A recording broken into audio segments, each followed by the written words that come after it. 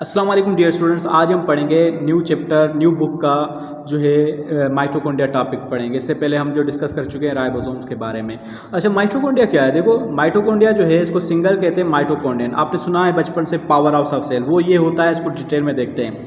Are rod shaped organelles that are considered power generators of the cell. A mitochondria is bounded by two membrane, ये double membrane bounded organelle. There is a narrow intermembrane space between the two membranes. Beneath the inner membrane there is a larger intermembrane. इसकी structure ये define करा है। इसकी structure ऐसे होती है। इसकी दो मेम्ब्रेन होती है। बाहर वाली मेम्ब्रेन जो होती है स्मूथ होती है, ये स्मूथ मेम्ब्रेन है। उसके अंदर वाली जो मेम्ब्रेन है, अंदर वाली मेम्ब्रेन ऐसे होती है, ठीक है, जैसे फिंगर्स होती हैं, इस तरह की स्ट्रक्चर होती है। ताकि ये इस तरह से होती है क्योंकि ये ज़्यादा एरिया हो जाए, ज़्यादा सरफेस एरिया हो सके, ताकि ज़्यादा एंजाइमेटिक रिएक्शन हो सके। इलेक्ट्रॉन ट्रांसपोर्ट चेन जब रिस्पायरेशन की होगी तो उसके लिए ज़्यादा चाहिए, ज़्यादा एनर्जी प्रोड्यूस हो सके, ठीक है। तो इसको कहते हैं क्रिस्टा। इस मेम्ब्रेन को कहेंगे क्रिस्टा, क्रिस्टा। इससे पहले हमने पढ़ा था इंडोप्लाज्मिक रेटिकुलम के अंदर वो थी सिस्टर्नी, ये क्रिस्टा है। इसमें दोनों में फ़र्क है। अच्छा, इसके अंदर यहाँ पे मटेरियल होता है। यहाँ पे क्या होता है? मटेरियल। उसको कहेंगे मैट्रिक्स। सिर्फ ये मटेरियल नहीं होता, इसके अलावा और चीज़ें भी होती हैं। इसके अंदर डीएनए भी होता है, इसका खुद का डीएनए भी है, ठीक है। इसके अंदर खुद का राइबोसोम भी होता है। ये सब चीज़ें इसकी होती हैं। अच्छा, इसके अलावा जो है ये जो मेम्ब्रेन स्पेस है, इसको कहेंगे इंट्रा मेम्ब्रेन स्पेस, और ये कहेंगे इंटर मेम्ब्रेन स्पेस, मतलब अंदर जो है इनर मेम्ब्रेन स्पेस भी कह लेंगे। उसके अंदर मैट्रिक्स होता है। चलें, there is narrow inter membrane space between the two membrane, बहुत कम होता है आगे ना। There is narrow inter membrane space between the two membrane. Beneath the inner membrane there is a larger inter matrix. अंदर matrix with the outer membrane. Matrix ऐसे है कि जैसे कि न्यूक्लियोप्लाज्म होता है, साइटोप्लाज्म, इस तरह से जो है इसके अंदर प्लाज्म होता है, उसको मैट्रिक्स कहेंगे। The outer membrane smooth and acts like a sieve filtering out of molecules. बाहर वाली जो होती है सेमी परमेबल होती है, चीज़ों को इन एंड आउट जाने दे सकती है, तो ये सीव की तरह होती है, ठीक है। अच्छा, that are too big. The inner membrane is highly converted and forms many infolding called crista. अंदर वाली मेम्ब्रेन में क्रिस्टा होते हैं, which increase the surface area. The inner surface of the crista has knob-like extension into the matrix known as F1 particle.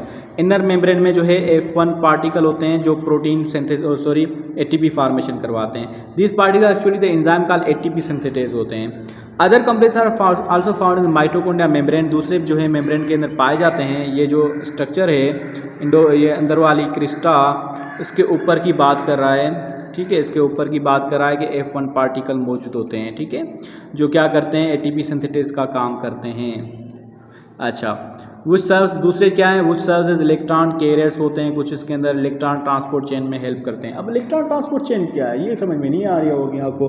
देखो, photosynthesis होती है ना बेटा, फोटोसिंथेसिस जो है उसके बाद जो है खाना टूटता है। रिस्पायरेशन जो है, रिस्पायरेशन में जो है 3 स्टेप होते हैं। एक ग्लाइकोलाइसिस होता है, ग्लाइकोलाइसिस जो साइटोप्लाज्म के अंदर होता है, ठीक है।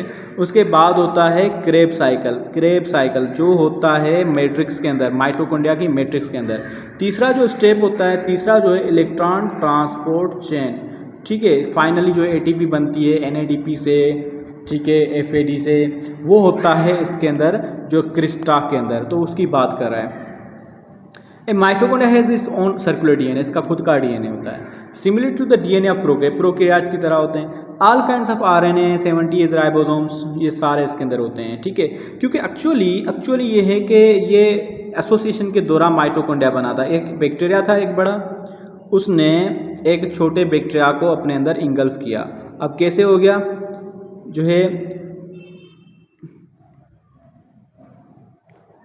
उसके अंदर ये छोटा उसके अंदर आ गया, ठीक है।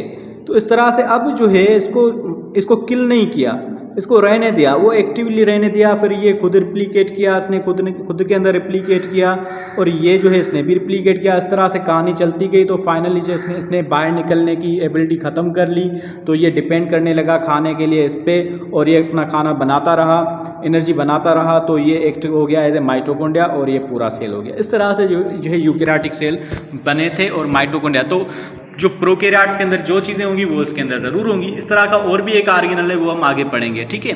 अच्छा, और ये मतलब इवोल्यूशन से इसका आता है। Mitochondrial sites of cellular respiration they generate adenosine triphosphate बनाते हैं जो कि एनर्जी बनाता है। एनर्जी का मालिक्यूल है from oxygen nutrients. ATP is the chemical energy currency of the cell that power the cell metabolic activities. Enzymes in the matrix के अंदर जो एंजाइम्स को कैटालाइज करते हैं some steps of the cellular respiration like Kreb cycle आ गया, Kreb cycle कहते हैं। Other protein that function electron transportation found in the inner membrane, ये इनर मेम्ब्रेन में पाई जाती हैं दूसरी प्रोटीन्स। अच्छा जी, ये हो गया ख़त्म। अब इसकी जो स्ट्रक्चर देखते हैं और यहाँ पे जो इसका बॉक्स देखते हैं कि ये इसमें क्या इन्होंने कहा है। देखो, the number of mitochondria present in cell depends upon the metabolic requirement of the cell. अच्छा, हर सेल के अंदर जो है सेम क्वांटिटी नहीं होगी, जिस सेल में ज़्यादा ज़रूरत होगी उसके अंदर ज़्यादा होगी। जैसे कि कोई बंदा जिम ज़्यादा करता है तो उसके अंदर जो है माइटोकॉन्ड्रिया ज़्यादा बन जाएगी मसल सेल के अंदर। सो फ्रॉम 1 to 1000 हो सकती है। Mitochondria found in nearly all eukaryotes including plants, animal, fungi and are large enough to be with a light microscope से हम इसको देख सकते हैं। इसकी स्ट्रक्चर क्या है ये देखें, स्ट्रक्चर बहुत ही मज़ेदार स्ट्रक्चर दी है उन्होंने, ठीक है ना। ये देखो, एक मिनट, ये है सबसे बाहर वाली मेम्ब्रेन जो है आउटर मेम्ब्रेन हो गई, ठीक है। उसके बाद ये इनर मेम्ब्रेन हो गई। अच्छा, उसके बाद इंटर मेम्ब्रेन स्पेस, ये इसको कहते हैं इंटर मेम्ब्रेन स्पेस, ठीक है। फिर इसको कहेंगे इनर मेम्ब्रेन स्पेस, ये inter membrane space, inner membrane space. इसके अंदर ये देखो डीएनए इसका खुद का रहा, ठीक है, ये राइबोसोम इसके खुद के रहे हैं। बाकी जो इसका जेल मटेरियल अंदर जो भी है मैट्रिक्स होगा, ठीक है बेटा।